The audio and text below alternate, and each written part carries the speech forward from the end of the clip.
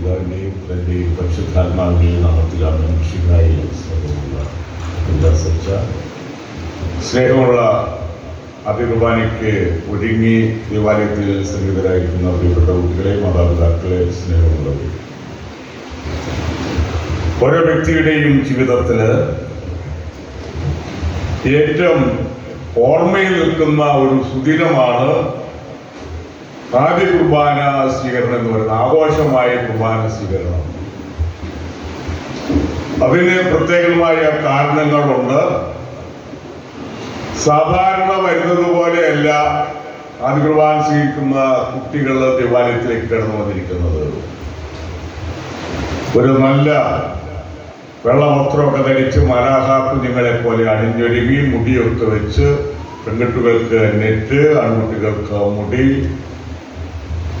അതുപോലെ റോസപ്പൂവ്, കത്തിച്ച തിരി, ഇങ്ങനെ നിങ്ങൾ അലങ്കൃതരായിട്ട് ഇവിടെ എത്തിയിരിക്കുകയാണ്. കാരണം ദിവികാരുണ്യേശോയെ സ്വീകരിക്കാനായിട്ട് ഒരുങ്ങി വന്നിരിക്കുന്ന അതാണ് അതിന്റെ കാരണം. ഇനി നിങ്ങളുടെ ജീവനുള്ള കാലം മുഴുവനും ദേവാലയത്തിൽ വിശുദ്ധ ബലിയിൽ സംബന്ധിക്കുമ്പോൾ നിങ്ങൾ ദിവ്യകാരുണ്യ ഈശോയെ സ്വീകരിക്കുന്നവരായിരിക്കണം. ഇത് ജീവിതത്തിന്റെ പരിസമാപ്തി വരെ എങ്ങനെയാണ്. അവസാനമായിട്ട് ഒരു വ്യക്തി സ്വീകരിക്കുന്ന ദിവ്യകാരുണ്യത്തില് സാധാരണ മരണമൊക്കെ ആണെങ്കിൽ കട്ടിലൊക്കെ കിടന്ന് സാവകാശത്തിൽ വലിച്ചൊക്കെ മരിക്കുകയാണെങ്കിൽ അവസാനം സ്വീകരിക്കുന്ന ദിവ്യകാരുണ്യത്തിനാണ് തിരുപ്പാതയം എന്ന് പറയുന്നത്. അപ്പോൾ ദിവ്യകാരുണ്യത്തിൽ കേന്ദ്രീകൃതമായ, വിശുദ്ധ കുർബാന കേന്ദ്രീകൃതമായ ഒരു ജീവിതമാണ് ക്രൈസ്തവന്റേത്. ഈ ആദ്യത്തെ 3 കൂദാശകൾ, ആദ്യ 3 കൂദാശകളാണ്. ഒന്ന് മാമോദീസ, രണ്ടാമതായിട്ട് സ്ഥിരീകരണം അല്ലെ സ്ഥൈര്യലേപനം, മൂന്നാമതായിട്ട് വിശുദ്ധ കുർബാന. ഇത് പൗരസ്ത്യ റീത്തുകളിലെല്ലാം ഈ 3 കൂദാശകൾ ഒന്നിച്ചു കൊടുക്കുന്ന പാരമ്പര്യമാണ് ഉള്ളത്. എന്നാൽ നമ്മുടെ സഭയില് ലത്തീൻ മെത്രാന്മാരായിരുന്നു 1800കളുടെ അവസാനം വരെ ഉണ്ടായിരുന്നതുകൊണ്ട് ലത്തീൻ പാരമ്പര്യം അനുസരിച്ചാണ് കാര്യങ്ങൾ അവിടെ പോയത്. അതുകൊണ്ട് ഈ സ്ഥൈര്യലേപനം മെത്രാന്മാര് കൊടുക്കുന്ന പാരമ്പര്യത്തിലേക്ക് വന്നു. അതുപോലെ ആദ്യ കുർബാന സ്വീകരണത്തിനാണ് മാമുസായുടെ കൂടിയില്ല. ഇങ്ങനെ ഒരു 3 കൂദാശകളും വ്യത്യസ്തമായിട്ട് അങ്ങനെ ഒരു ക്രമീകരണമാണ് ഉണ്ടായിരുന്നത്. എന്നാൽ റോമിൽ നിന്ന് ആവശ്യപ്പെട്ടു പൗരസ്ത്യ റീത്തുകളുടെ എല്ലാം പാരമ്പര്യം പ്രവേശ കൂദാശകൾ ഒന്നിച്ചു കൊടുക്കുന്ന പാരമ്പര്യമാണ്. അതുകൊണ്ടാണ് വീണ്ടും നമ്മൾ ആ പാരമ്പര്യത്തിലേക്ക് റോമിൽ നിന്ന് ആവശ്യപ്പെട്ടത് കൊണ്ട് നമ്മൾ ആ പാരമ്പര്യത്തിലേക്ക് 2005 മുതൽ കടന്നു വന്നിരിക്കുകയാണ്.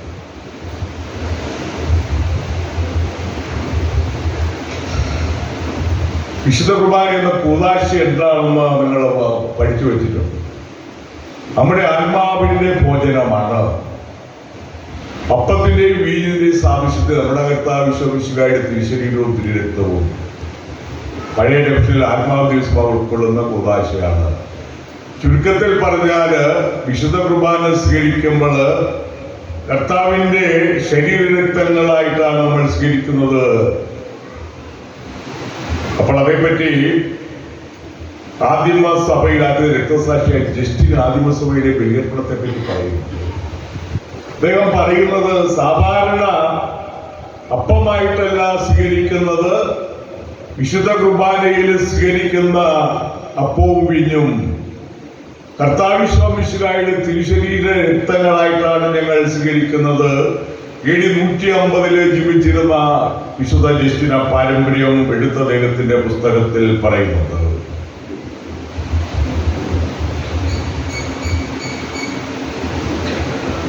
ഈശോയുടെ ജനറലായിരുന്ന അരൂപ്പെ അദ്ദേഹം ഒരു മിഷണറി ആയിരുന്നു. എന്നാൽ ദിവ്യവിളി സ്വീകരിച്ച ഒരു പ്രത്യേക സാഹചര്യത്തിലാണ്.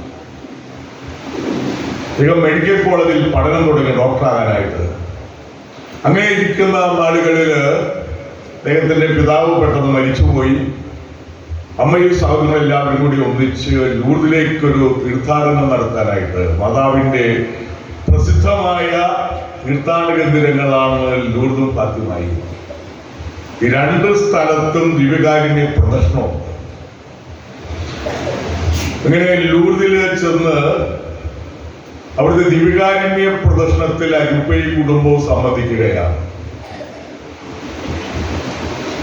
അവയെ മരിയ എന്നുള്ള പാട്ടൊക്കെ പാടിയിട്ടാണ് ദിവ്യകാരുണ്യ പ്രദർശനം തിരിയെല്ലാവരും കത്തിച്ച് രാത്രിയിലാണ് ഇവിടേക്ക് കഴിഞ്ഞത്.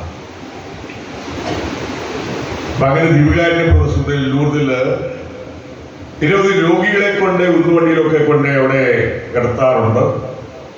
അപ്പോൾ അതിൽ ഉന്തുവണ്ടിയിലുണ്ടാകുന്ന ഒരു രോഗിയെ ഒരു നേർച്ച എന്നുള്ള നിലയിൽ ഉന്തിക്കൊണ്ട് പോകാനായിട്ട് നേർച്ച നയിച്ചിട്ടുള്ള ആളുകളുണ്ട്. അപ്പോൾ അരിപ്പ അങ്ങനെ തളർവാദം കൂടി വെട്ട ഉന്തുവണ്ടിയുള്ള ഒരു രോഗിയെ ഉന്തിക്കൊണ്ട് നടക്കാനായിട്ട് സഹായിച്ചു.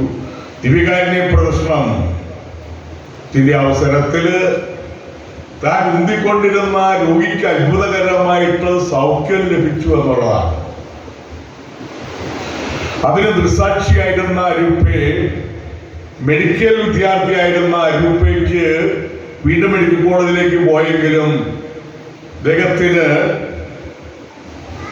ദൈവികമായ ഒരു അനുഭവം ഉണ്ടായി.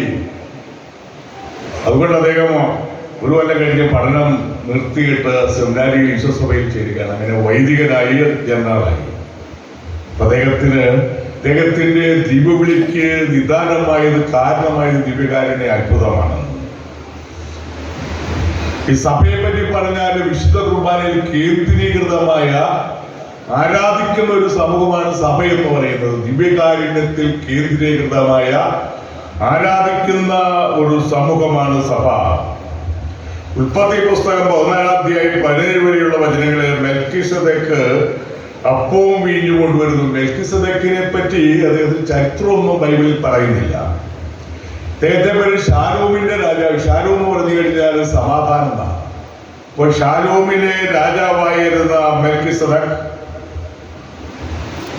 അബ്രാഹത്തിന്റെ സന്നിധിയിൽ വെച്ച് അപ്പവും വീഞ്ഞും ദൈവത്തിന് കാഴ്ചയർപ്പിച്ചു എന്നാണ് ഷലോമിലെ രാജാവായിരുന്ന മെൽക്കിസദേക്കിനെ പറ്റി പറയുന്നത്. മെൽക്കിസദേക്കിന് ദൈവത്തിന്റെ എവിടെയാണെന്നോ എന്താണെന്നും പറയുന്നില്ല, ആരംഭവസാനെന്നും വിശുദ്ധ ഗ്രന്ഥത്തിൽ അദ്ദേഹത്തെ പറ്റി പറയുന്നില്ല.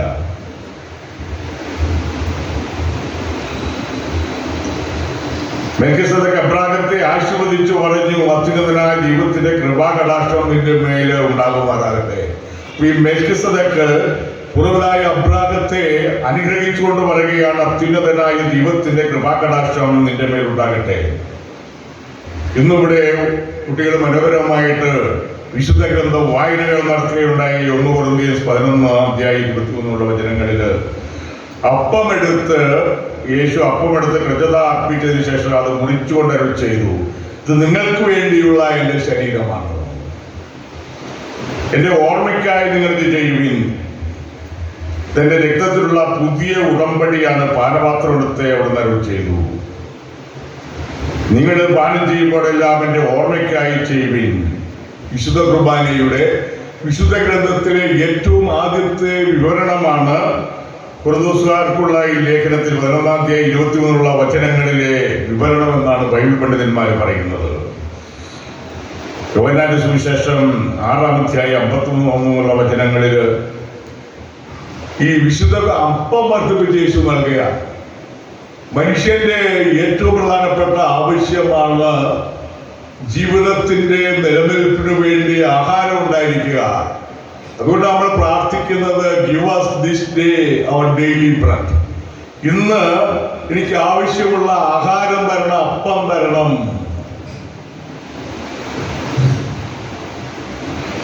അപ്പോൾ അപ്പം വർദ്ധിപ്പിച്ചു കൊടുത്തു കഴിഞ്ഞപ്പോൾ യേശുവിനെ പിടിച്ച് രാജാവാക്കാനായിട്ട് ശ്രമിക്കുന്നുണ്ട്. കാരണം മനുഷ്യന്റെ പ്രധാനപ്പെട്ട ആവശ്യമായി ആഹാരം വർദ്ധിപ്പിച്ചു തരുന്ന യേശുവിനെ രാജാവാക്കിയാൽ തങ്ങൾക്കിനി അധ്വാനിക്കോ കൃഷി ചെയ്യുകയോ വേണ്ട, സമയത്ത് ആഹാരം കിട്ടുന്നുള്ള ചിന്ത. അപ്പോൾ യേശു രാജാവാകാനായിട്ട് ആഗ്രഹിച്ച് അവിടെ നിന്ന് കടന്നുപോയി എന്നാണ് വിശുദ്ധ ഗ്രന്ഥത്തിൽ പ്രതിപാദിക്കുന്നത്. അപ്പോൾ യേശു പറഞ്ഞ ഈ വചനങ്ങളെ വിശ്വസിക്കാനായിട്ട് ബുദ്ധിമുട്ടുള്ളവരുണ്ടായിരുന്നു. യേശു തർപ്പിച്ച് പറയുകയാണ്, ഞാൻ സ്വർഗത്തിൽ നിന്നിറങ്ങി വന്ന ജീവന്റെ അപ്പമാണ്. ആരെങ്കിലും അപ്പത്തിൽ നിന്ന് ഭക്ഷിച്ചാൽ അവൻ എന്നേക്കും ജീവിക്കും. ലോകത്തിന്റെ ജീവന് വേണ്ടി ഞാൻ നൽകുന്ന അപ്പം എൻ്റെ ശരീരമാണ്. 6-ാമത്തെ പറഞ്ഞ് ചിലരൊക്കെ അവനെ വിട്ടുപോയി, പിന്നീട് ഒരിക്കലും അവൻ്റെ കൂടെ നടന്നില്ല എന്ന് പറയുന്നുണ്ട്. എന്നാൽ യേശു തന്റെ പഠനം കൂടുതൽ ശക്തിയോടുകൂടി അവതരിപ്പിക്കുകയാണ്. നിങ്ങൾ എന്റെ ശരീരം ഭക്ഷിക്കാൻ രക്തം പാനം ചെയ്യുന്നെങ്കിൽ നിങ്ങൾക്ക് നിങ്ങൾ തന്നെ ജീവൻ ഉണ്ടായിരിക്കുകയില്ല. അപ്പോൾ നമുക്ക് ആത്മീയമായിട്ടുള്ള ജീവൻ പ്രദാനം ചെയ്യുന്ന കുദാശയാണ് വിശുദ്ധ കുർബാന. വിശുദ്ധ കുർബാന വഴി യേശുവിന്റെ ശരീര രക്തങ്ങൾ ക്രിസ്തുവിനോട് അഗാധമായിട്ട് നമ്മൾ ഐക്യപ്പെടുകയാണ്, അനുരൂപപ്പെടുകയാണ്. വിശുദ്ധ കുർബാന ഐക്യത്തിന്റെ അടയാളമാണ്, സ്നേഹത്തിന്റെ ഉപവിയുടെ ബന്ധമാണ്. അത് പെസഹ വിരുന്നാണ്. നമ്മുടെ ഭാവി മഹത്വത്തിന്റെ അച്ചാരം സുഖജീവിതത്തിന്റെ അച്ചാരമാണ്.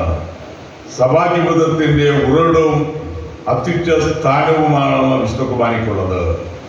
വിശുദ്ധ അംബ്രോസ് സഭാപിതാവ്, മിലാനിലെ മെത്രാനായിരുന്ന അംബ്രോസ് പറയുകയാണ്, വിശുദ്ധ കുർബാന പ്രകൃതിയാൽ രൂപപ്പെട്ടതല്ല, പിന്നെയോ ആശീർവാദത്താൽ പൗത്രീകരിക്കപ്പെട്ടതാണ്. വിശുദ്ധ കുർബാന പ്രകൃതിയാൽ രൂപപ്പെട്ടതല്ല, പിന്നെയോ ആശീർവാദത്താൽ പൗത്രീകരിക്കപ്പെട്ടതാണ്. ദിവ്യകാരുണ്യ ഭക്തനായിരുന്ന രക്തസാക്ഷിയായ ബിഷപ്പ് റൊമേരോ എൽ സാൽവദോറിലെ ആർച്ച് ബിഷപ്പാണ്. അദ്ദേഹം സാമൂഹ്യ നീതിക്ക് വേണ്ടി, ദരിദ്രർക്ക് വേണ്ടി ശക്തമായിട്ട് വാദിച്ച വ്യക്തിയാണ്. പല ലാറ്റിൻ അമേരിക്കൻ രാജ്യങ്ങളിലും മയക്കുമരുന്ന് കടത്ത ആൾക്കാരും അങ്ങനെയുള്ള ഏകാധിപതികള് അങ്ങനെയുള്ളവർ ഭരിച്ച് രാജ്യത്തിന്റെ സമ്പത്തൊക്കെ തട്ടിയെടുക്കുന്ന ജീവിത രീതികൾ അവിടെ ഉണ്ടായിരുന്നു. അപ്പോൾ സാമാന്യ പാവപ്പെട്ട ജനത്തിനു വേണ്ടി അദ്ദേഹം സംസാരിച്ചു. അത് അധികാരമുള്ളവർക്ക് ഇഷ്ടപ്പെട്ടില്ല. അതുകൊണ്ട് അദ്ദേഹം വിശുദ്ധ കുർബാന അർപ്പിക്കുന്ന അവസരത്തിൽ അദ്ദേഹത്തെ വെടിവെച്ചു കൊല്ലുകയാണ്.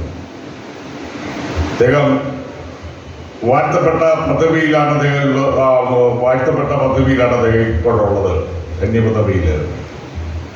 കാരണം ദിവ്യകാരുണ്യത്തിന്റെ രക്തസാക്ഷിയായിട്ടാണ് ആർച്ച് ബിഷപ്പ് റൊമേരോ എൽ സാൽവദോറിലെ ആർച്ച് ബിഷപ്പ് അറിയപ്പെടുക. വിശുദ്ധ പെണ്ണാട് പറയുകയാണ്, സ്വർഗത്തിലെ ഭൂമിയുടെ എല്ലാ സ്നേഹത്തെയും അതിൽ ലഭിക്കുന്ന സ്നേഹമാണ് ദിവ്യകാരുണ്യം. അതുകൊണ്ടാണ് സ്നേഹത്തിന്റെ കൂദാശ എന്ന് വിശുദ്ധ കുർബാനയെ പറ്റി പറയുന്നത്. വൈദികരുടെ മധ്യസ്ഥനായ വിയാനി പുണ്യവാൻ പറയുകയാണ്, ജോൺ മരിയ വിയാനി, ലോകത്തിലുള്ള എല്ലാ നന്മ പ്രവർത്തികളും ഒന്നിച്ചെടുത്താലും ഒരു വിശുദ്ധ കുർബാനയ്ക്ക് ഉള്ള വില അതിനുണ്ടാവുകയില്ല. വിയാനി ഒരു പള്ളിയിലേക്കും വലിയ പണ്ഡിതനൊന്നും ആയിരുന്നില്ല, എങ്കിലും ഒത്തിരി ആളുകൾ അദ്ദേഹത്തെ ശ്രമിക്കാനായിട്ട് വന്നു. അദ്ദേഹത്തിനടുത്ത് ഉപസാരിക്കാനും ഉപദേശങ്ങൾ സ്വീകരിക്കാനും പ്രാർത്ഥന സഹായത്തിനും വേണ്ടി നിരവധി ആളുകൾ വന്നു. അദ്ദേഹം ഫ്രാൻസിൽ നിന്നും അറിയപ്പെട്ടു. അങ്ങ് അകലങ്ങളിൽ നിന്ന് പോലും ഒത്തിരി ആളുകൾ വിയാനി പുണ്യവാനെ കാണാനും ഉപദേശം സ്വീകരിക്കാനായിട്ടും വന്നു.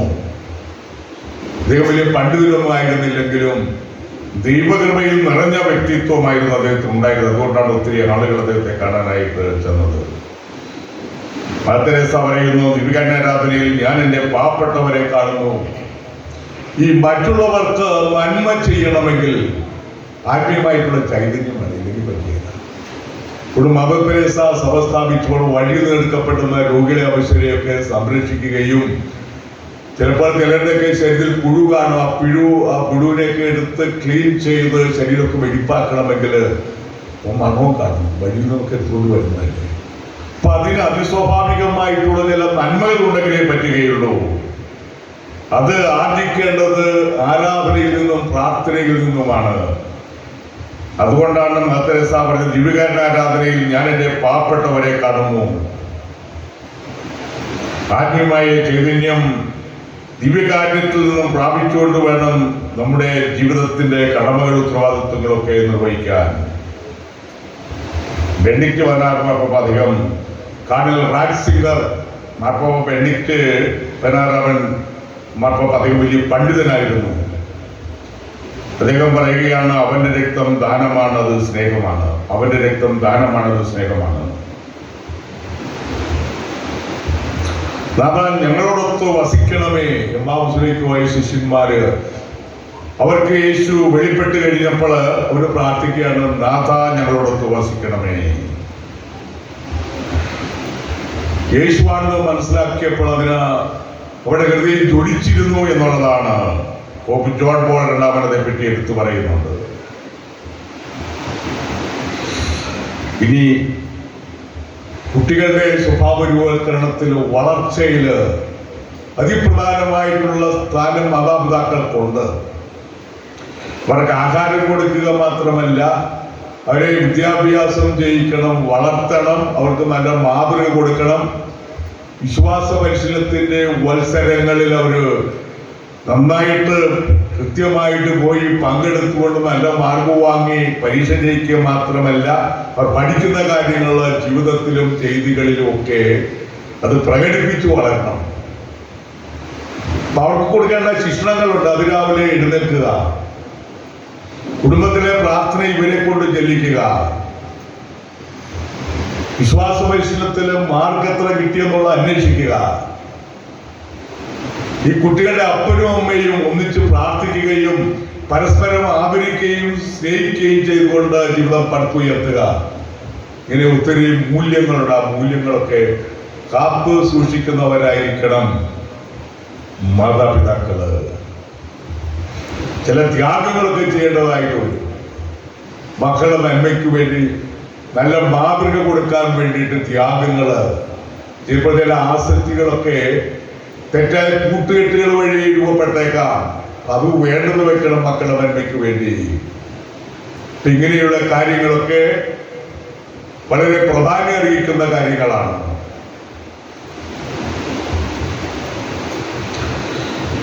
അതുകൊണ്ട് ഇന്ന് ഈ ഇടവകയ്ക്ക് പ്രധാനപ്പെട്ട ദിവസമാണ്. ഇവിടെ 10 കുട്ടികളാണ് ഉള്ളത്. വേറെ കുട്ടികൾ മാതാപിതാക്കൾ സ്ഥലത്തില്ലാത്ത അങ്ങനെയുള്ള ചില കേസുകൾ പല അവസരങ്ങളിലായിട്ടായിരിക്കും നടത്തുക. കാരണം ഇന്ന് കുട്ടികളുടെ എണ്ണം കുറവാണ്. അപ്പോൾ മാതാപിതാക്കളുടെ സാന്നിധ്യം തീർച്ചയായിട്ടും ആവശ്യമാണ്. പണ്ട് കാലത്താണ് 8-10 മക്കളുണ്ടായിരുന്നപ്പോഴത്തേന് ഒരാളല്ലെങ്കിൽ വേറെ ഒരാള് അങ്ങനെയായിരുന്നു. എന്നാൽ ഇപ്പോൾ 1-2 കുട്ടികളതിനെ വലിയ ആഘോഷമായിട്ട് നടത്തുന്ന കാലഘട്ടമാണ്. ഞാൻ ഒരു സ്ഥലത്ത് 120 കുട്ടികളുടെ അഭിമാന സ്വീകരണം നടത്തി. 2 ബാച്ച്, ഒരു ഇടത്തര ഇടവകയാ, പരപ്പ ഇടവകയില്. അപ്പൊ ഞാൻ ചെന്ന വർഷം നടത്തിയിട്ടില്ല, അതുകൊണ്ട് 2 ബാച്ചും കൂടെ ഒന്നിച്ച് നടത്തി. അപ്പൊ 120 കുട്ടികൾ. നമ്മുടെ വലിയ കൊറോണാപ്പള്ളികളിൽ പോലും 40 പിള്ളേർക്ക് കൂടുതലില്ല. അപ്പൊ അതുകൊണ്ട് നമ്മുടെ സമ്പത്ത് എന്താണ്, ഇനി അതുകൂടെ പറഞ്ഞിട്ട് നിർത്തുകയാണ്.